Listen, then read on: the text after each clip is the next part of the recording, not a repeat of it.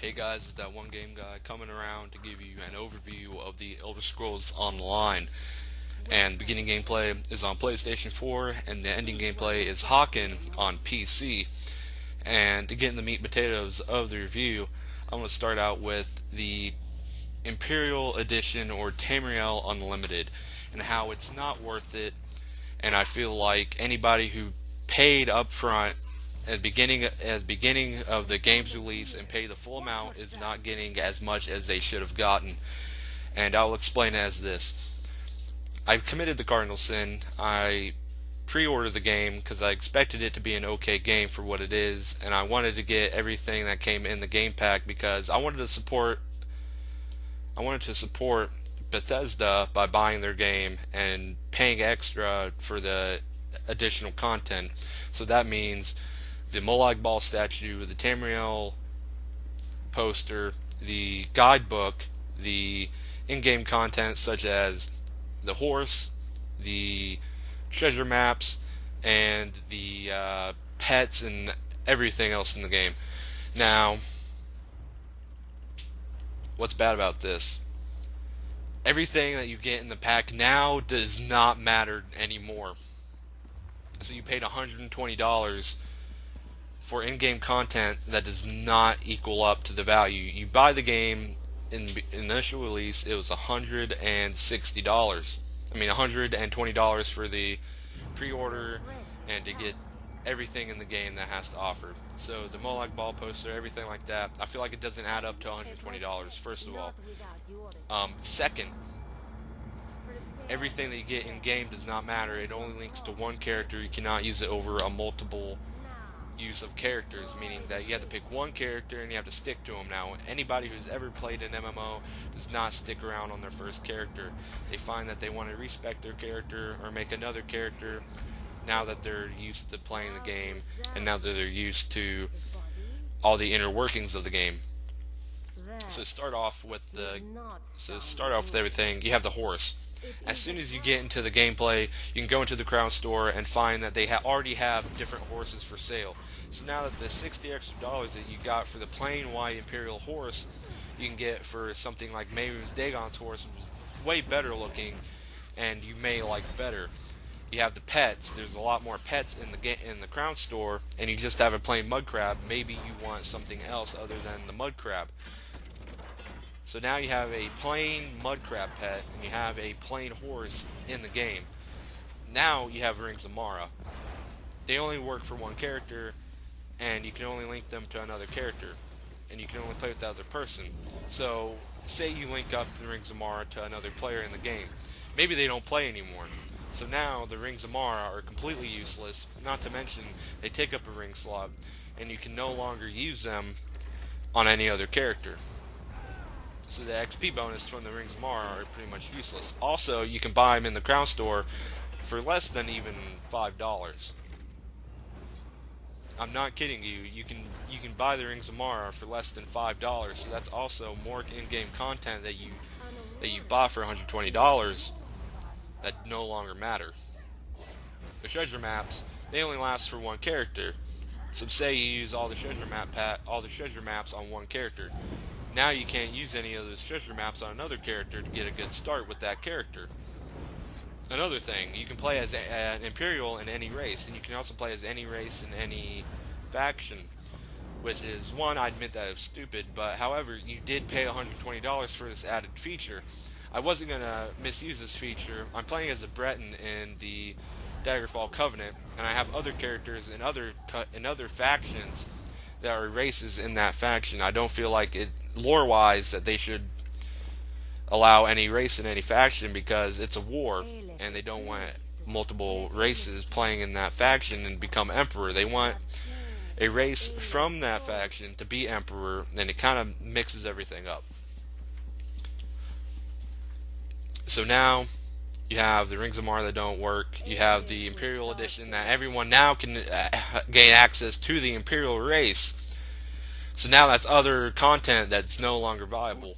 So now you're left with the Molag Ball statue, the map, and the guidebook that you get with the pre-order bonus, and buying the Tamriel and buying the Imperial Edition.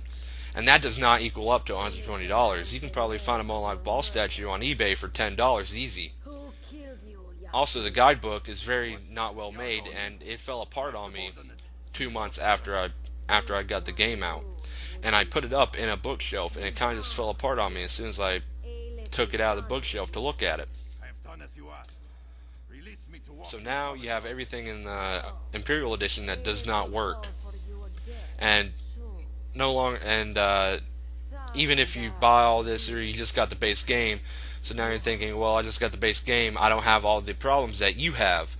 So what now? Does that mean that the game is now great or good? No, it doesn't. I find that the guilds in the game are very imbalanced. And I feel like now they've evolved into guilds that only money whore in order to buy guild traders in the world itself. And they require money for you to gain bank access. And they require you to donate money in order to be a higher ranked member in the guild. So now guilds aren't ranking up people based on their abilities in the game or how they participate in content. Basically, whoever has the most money is basically going to be better in the guild or more likely to be promoted in the guild. Anybody who actively donates is going to have a better chance in participating in group content.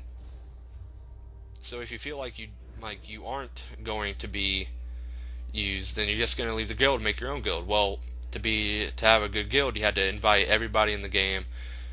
You have to invite multiple players, and now you're stuck in the same boat as, well, I need to hire a guild trader so I can get more recognized and people will be more likely to trade within the game. So now you're stuck with, okay, now I have to ask people for money to even be recognized as a good guild.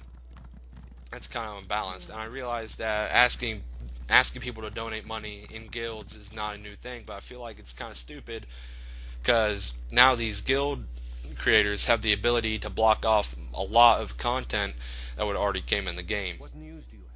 Now, what else can you use? PvP content, PvE content don't match up. You have churches where you can respec your characters, and you also have respec scrolls you can buy in the crown store for 700 crown points. Well, when you have PvP and PvE content, both of them act very differently. So now you have to go in between each function of the game to respec your character in order to be viable in the respective parts in the game.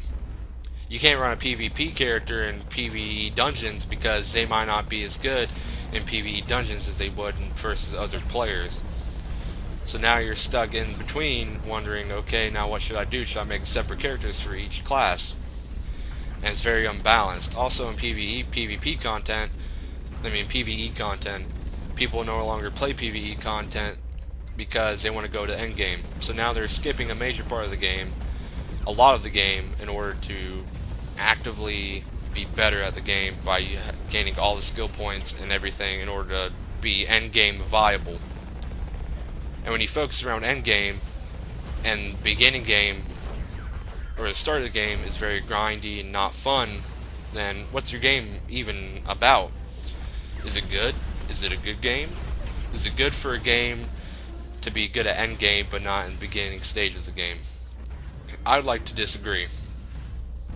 I find that if the game is good in all respects, good in the beginning and good at the end, then it's a good game. But if it's good at only the end and it's a grind to the end of the game, then it's not a good game. I know I sound like I'm repeating myself, but I feel like this is a point that should be made. That no one wants to grind through a game in order to have fun in the game itself. It does not mean it's a good game. It means that it's a grinding game and that it's no longer fun. To be viable in PvP, you have to grind through the game and be at veteran rank 1 to at least be okay in PvP. Because even though everyone gets balanced, your items and your weapons are not going to be balanced out. So now you're doing less damage than anyone who's veteran rank 16 who opted to go out and just grind and become better at the game. So how do we fix this? I find that in order to fix this, you need to separate the game mechanics. So basically, in one character, you can set up between 2 attribute slots and ability slots. So when you do PvE content, you have a character with certain attributes and certain abilities good for PvE content. And when you go to Cyrodiil, all that switches to a PvP centric character for free. So basically, you can spend your attribute points on a PvP character within that one character slot, and it will retroactively change in game as you switch between the zones. And many of you like, well, they have multiple character slots. Why would I need this if I can just grind out two characters? Well, to save grinding and save people from pulling their hair out, I feel like they should introduce this so you don't have to grind those 2 characters and basically want to kill yourself because of that. So, retrospectively, I feel like implementing this would make a lot of characters happy, a lot of people happy, to save from grinding constantly in the game. Do I feel like ESO is a good game? I think it's a good game for what it is. It's discounted now, and I feel like it's more worth getting the game now as it is, but I feel like they don't reward people who've been there since the beginning and paid full price for the game as they released it. I now feel like it's less value to the players who've been there longer and more to the players who just bought the game and got introduced to the game. Do I feel like end game content is better than beginning game content? Yes, definitely. There's too many quests to do, and it feels like a chore to find those quests and to memorize those quests to give you the skill points and the experience in order to level up efficiently and effectively. Do I feel like guilds need to be balanced out a little bit? Yes, I feel like there should be less money having to be donated to the guild traders in order to be noticed. I feel like everyone should have a free guild experience to where they don't have to donate money constantly to the guild creators to be recognized in the game. So you may be asking, well, what's your overview of the game itself? Well, my overview of the game is a